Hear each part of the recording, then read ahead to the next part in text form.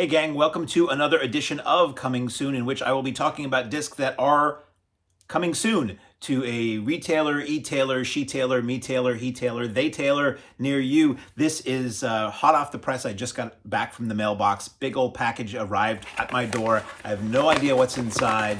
As always, I'll point out up front, if you are interested in any more information than I'm giving you on these discs, look at the YouTube description underneath the video where I will put the titles, release dates, distribution companies, and Amazon links. If you want to go to the Amazon links, it'll maybe give you a little bit more information than I do. Also, you can pre-order there, and it usually gives you 20-30% off on a lot of these titles before they come out. So, random pull. First from Film Masters. I love Film Masters. I've talked about it in the normal reviews. They're dedicated to releasing movies that have sort of fallen through the cracks, movies that have been considered public domain and always been given really kind of crappy, or let's say less than filled with care transfers in the past. We have Night of the Blood Beast and Attack of the Giant Leeches. These are two titles have been released many times before, especially Attack of the Giant Leeches, and I'm excited to see what this has in store. These are from a newly restored 4K scan from 35mm archival elements. So, not to be confused with Veloments. I don't know if do they even make Veloments anymore? No girl was safe as long as this headhunting thing roamed the land. Which film are they talking about? Executive producer Roger Corman unleashes hideous aqua beasts and horrors from outer space in two of his most memorable thrillers. A mutant stalks the Earth when the body of a dead astronaut is used as an alien incubator in Night of the Blood Beast. That really kind of predates a lot of movies that we know a lot better than Night of the Blood Beast that came later. That's from 1959. Equally revolting is Attack of the Giant Leeches, 1958, which stars B-movie kitten Yvette Vickers, who met a very sad and lonely end, who may be known, among other things, from Attack of the 50-Foot Woman they mentioned here, in a watery scare fest about massive blood-sucking monsters. More than one, so no A. The two features were directed by Bernard Kowalski, who went on to be Emmy nominated for his television work, but they are truly representative of Corman's world of cheap, tasteless, and extraordinary fun. And I mean, that's what I'm reading what they wrote. None of that's a bad thing. Bonus features: the TV format for Night of the Blood Beast, that's 137 square, 8mm silent digest version of Night of the Blood Beast, that's cool. A lot of times, before home video, if you had a film projector at home, be it 16 or more commonly 8mm, the only way you could re-experience a movie, unless you just happened to catch it on TV, the only way you could own a movie was via 8mm or 16mm, and they were available in various lengths and formats based on various price points. So if you didn't have a lot of money in your pocket, you get a little 50-foot reel that was 3 minutes of like a scene or highlights. If you had a little bit of money, you might get a 100-foot reel or a 400-foot reel, or multiple reels, the whole thing. They might be color, they might be black and white, they might be silent, they might have sound. No matter how much you had in your pocket, Castle Films was ready to sell you some version of a cool movie, and the artwork on those things was fantastic. So it's always cool when they include those on here, so you can see what earlier generations of monster movie fans, how they were able to experience these films. Feature-length commentary tracks by Tom Weaver and the Weaver Players for both films. Mystery Science Theater 3000 episodes featuring Night of the Blood Beast and Attack of the Giant Leeches. Wow, that's cool.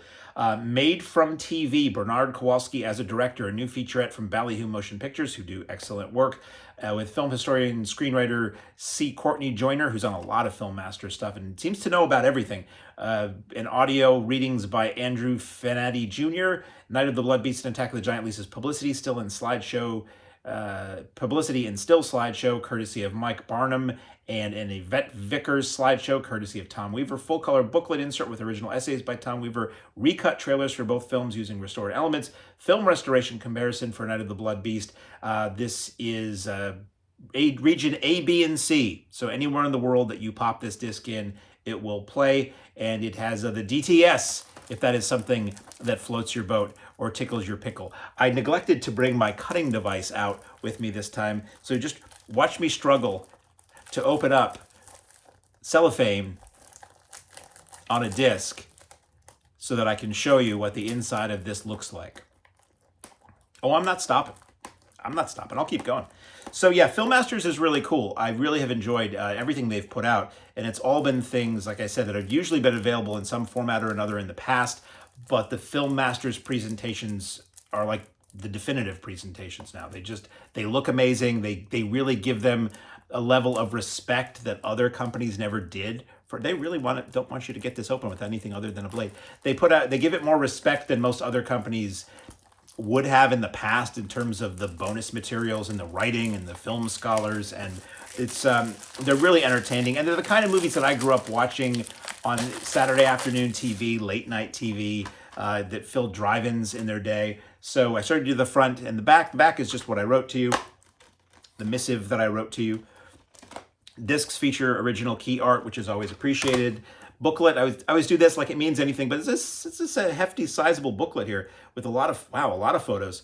So we have The Boy Who Birthed the Blood... Sorry, let me read that appropriately. The Boy Who Birthed the Blood Beast by Martin Varno, as told to Tom Weaver. We have... And again, the things that are in these booklets do not necessarily duplicate the contents of the disc itself. So it's not like you're just rereading what you'd already been told. And here, Attack of the Giant Leeches by Tom Weaver. So typical to the way that Film Masters does this, there's basically a written piece for each film in the double feature set. And again, appreciate that each film is on its own disc. In the old days, you would have found those two movies crammed together with maybe even more movies, heavily compressed, not looking so good. And I can't wait to see what they look like. So next out of the mystery pile, very interesting. From the MVD Rewind collection comes 1982 Greatest Geek Year Ever. I was alive in 1982. I was 8 in 1982, and I was just devouring media, slapping myself in the face on occasion just to keep myself awake to be able to devour media all night long. I was just devouring media basically at the same rate I am now. Movies, TV, comic books, the radio, music, everything, just toys, gimme, gimme, gimme. And 82, I gotta say, was a pretty darn fun year to be a kid. So this is, turn off, I'll read to you from this text. Turn off the Atari 2600, put down that Rubik's Cube, and crank up the VCR for a feature-length inside look back at the greatest year in cinema, 1982. That's debatable, but it was a pretty darn good year, including bad-to-the-bone exclusive interviews with stars, directors, writers, producers, critics, pop culture historians, and more, sharing their insights about such classic films as E.T., Blade Runner, Star Trek II, Poltergeist, Tron, and many more. Leaving out Megaforce for some reason.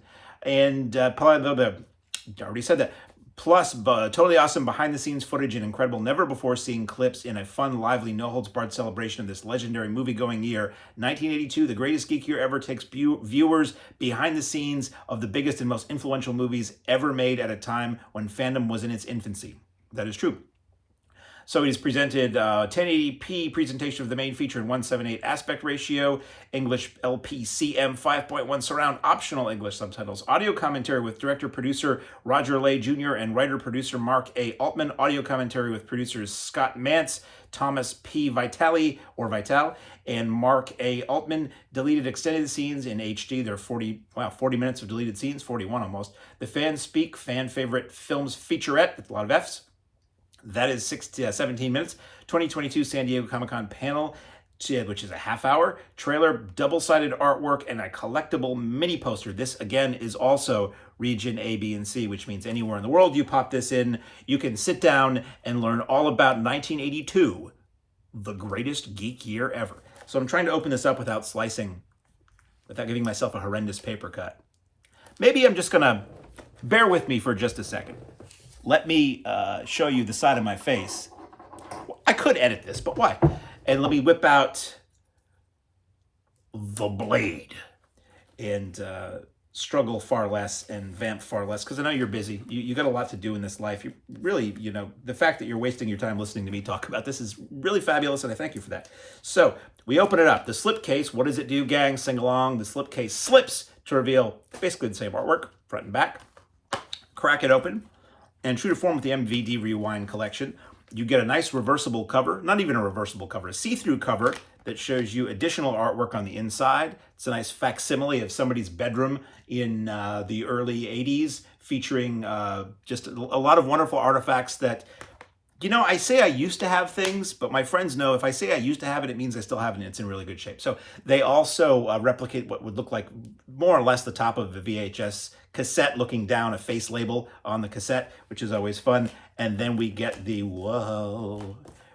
poster, which all the Rewind collections do this, and it's a mini poster version of the cover art. So that's really cool. I'm looking forward to this. I'm looking forward to see how this plays out, because as I said, it's a year that I remember, and it's a year that I remember well, and I still have a lot of stuff from 1982. And there's still probably a lot of movies from 1982 that I've never seen.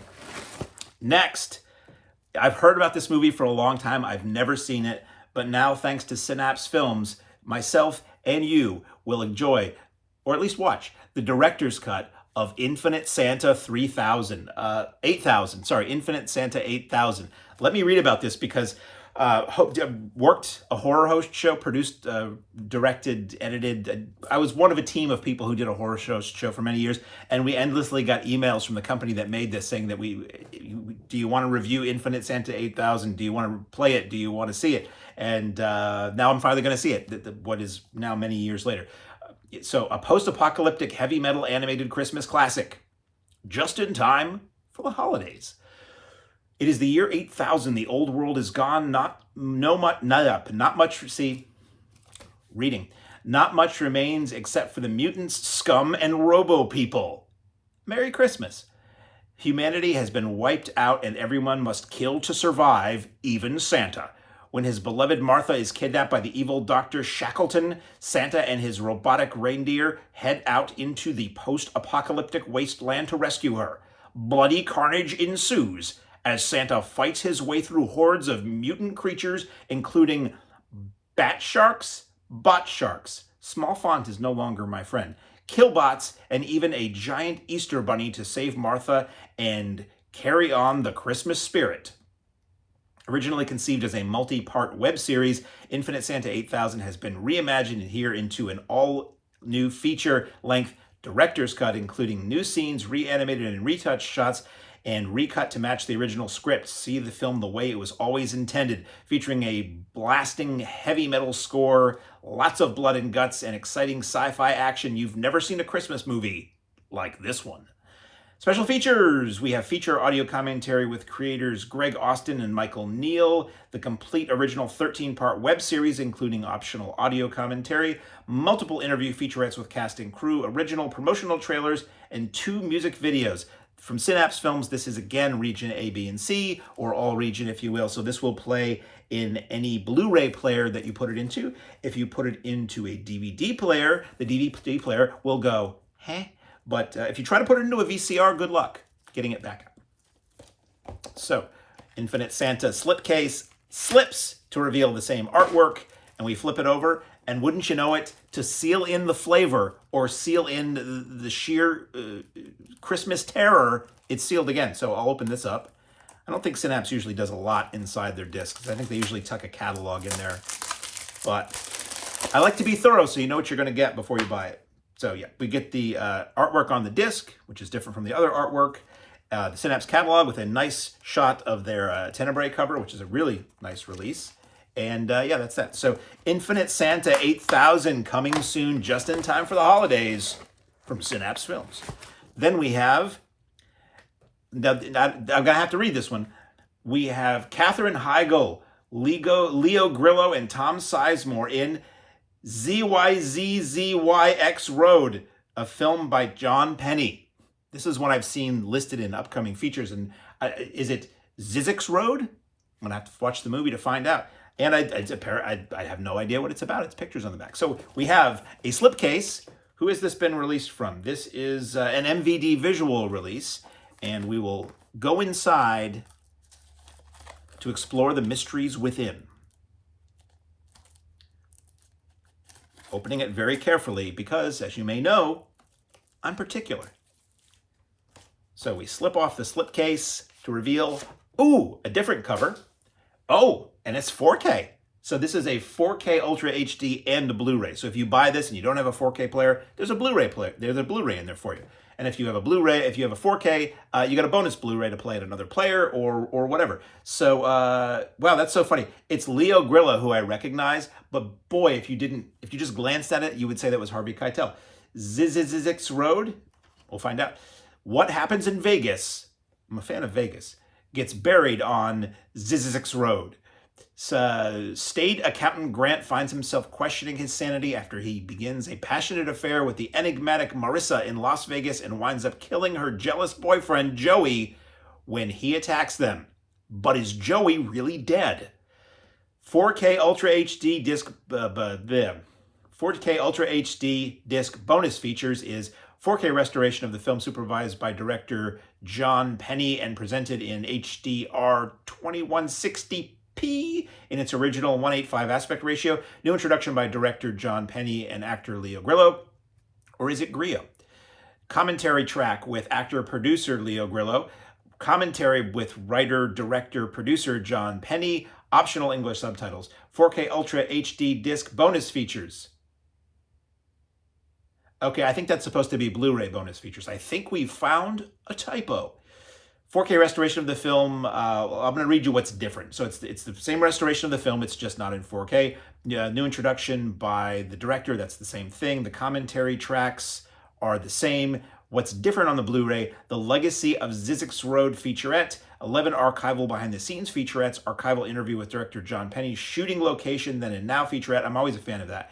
Storyboard to scenes featurette, storyboard slideshow, the mystery of Zizzi Road music video, optional English subtitles, and trailer. So this is a really loaded for a film it's new to me.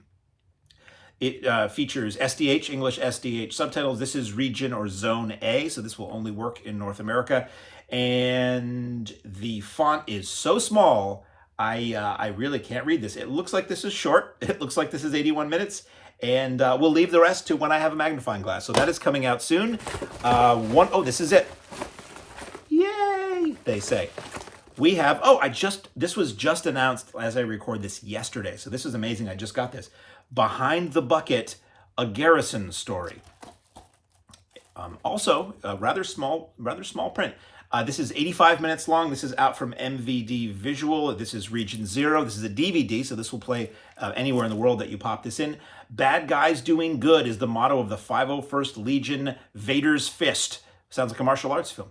This group of Star Wars costumers are led by none other than Darth Vader, effectively acting as the most foreboding force in the entire galaxy. But once you see what's behind the bucket, you'll know just how good these bad guys can be. Behind the Bucket, a Garrison story follows the 501st Legion's Midwest Garrison as members of this fan-based organization contribute to their communities in unique ways. Filmmakers document dance lessons at Weird Al Yankovic concerts, covert assignments at Star Wars Celebration, visits to fundraising events, hospitals, and the planning of a small library event that drew more than 10,000 Star Wars fans from across the Midwest. Wow. With interviews from Star Wars favorites Ray Park, Darth Maul, and Greg Grunberg, Snap Wexley. With this award-winning documentary draws you away from the helmets and armor of the classic Star Wars Stormtrooper, draws your eye away, I should say, through humor, true stories of determination, love, and the belief that being a bit of a nerd can make life that... See, I prefer the word enthusiast, personally. Can make life that much better, including for people who can't read aloud in front of a camera. This story will reinvigorate your faith in humanity and make you seriously debate if you should join the Empire. That's great. Big Star Wars fan as a kid. I was a child when the first one came out. I have no clear recollection of seeing Star Wars, but I know being in kindergarten in 1979, I knew everything about Star Wars. And I don't know if that was from osmosis and the pictures and all the peripheral stuff that came out, or if I had just seen it as a kid and just didn't remember seeing it. Saw Empire in the theater, saw Jedi in the theater multiple times. And I haven't carried like a gigantic torch for Star Wars, but it's a part of my childhood that I look back fondly on, and I have... It makes me happy when I think about how cool Star Wars was to me as a kid. So when I see people who do cosplay for Star Wars, and I've seen various conventions and screenings, it's always impressed me. And I was at a show once, and I asked somebody something about the Stormtrooper costume. I'm like, oh, where'd you buy that? And they said, oh, we made it. And it just blew my mind. I'm like, these people make these things? This is unbelievable. And seeing people with their own homemade, deadly screen-accurate R2-D2s that are remote-controlled. I have tremendous respect for what these people do, just in terms of the craft of cosplay, but the fact that they then use that to brighten the kids' day. And even though, yeah, the Stormtroopers and Darth Vader, I don't know if this is breaking news to anybody, they were flat-out scary when those movies first came out. If you were a little kid, they were scary. And the fact that they can turn that into a positive thing, and they can do good, and they can use their talent and their love for these movies as a way to raise money and help people. Helmets off to all of you. So very simple inside, but I gotta love it. So that is everything that's behind the bucket, a Garrison story that's coming soon. Again, look under the video for the text where I have written out where and when these things are coming out. Amazon links. If you use an Amazon link in this video or any of my other videos, I do get a tiny percentage of the sale. It doesn't cost you a penny more, but it helps me, stay in good t-shirts and afford things like soap. So thank you very much, and I will see you again the next time I have anything that is coming soon.